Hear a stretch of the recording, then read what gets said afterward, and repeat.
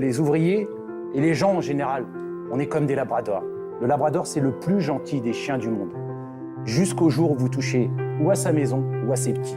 Et là, il vous mord. Et pourtant, on s'est laissé tirer la queue, on s'est laissé tirer les poils, on s'est laissé tirer les oreilles. Mais au bout d'un moment, on mord. Quand des gens ont donné de leur sueur, donné de leur santé, ou même souvent de leur vie, pour faire des bénéfices à une entreprise, et que quand vous avez des actionnaires qui prennent cet argent, qui se le mettent dans les fouilles, et avec ce même argent vont construire des usines à l'étranger, avec l'argent de la sueur de ces gens-là, on est dans un système où plus vous travaillez, plus vous faites de bénéfices, plus vous avez de chances d'être viré parce que cet argent, ils vont s'en servir pour aller fabriquer des usines à l'étranger.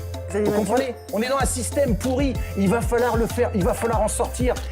Je me tourne vers vous, Michaël Ouamin. Hier, vous avez été condamné donc, à 24 mois de prison, dont 9 fermes pour la séquestration de 2 cadres de Goodyear. C'était en janvier 2014. Je rappelle le contexte. Vous luttiez contre la fermeture de l'usine et la suppression de 1143 emplois. Une lutte qui a duré 7 ans et qui a abouti à la fermeture de l'usine début 2014. Jamais des salariés et des syndicalistes n'ont été condamnés à de la prison ferme en France. Jamais. C'est la première fois depuis la Ve République. La violence, c'est d'abord perdre son emploi.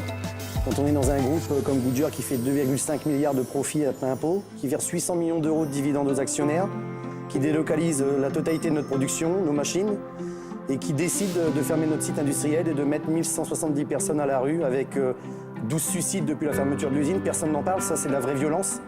Des divorces, des ventes de maisons, des enfants qui sont désœuvrés complètement parce que le papa a perdu son emploi. Moi je pense que la violence aujourd'hui c'est celle-ci.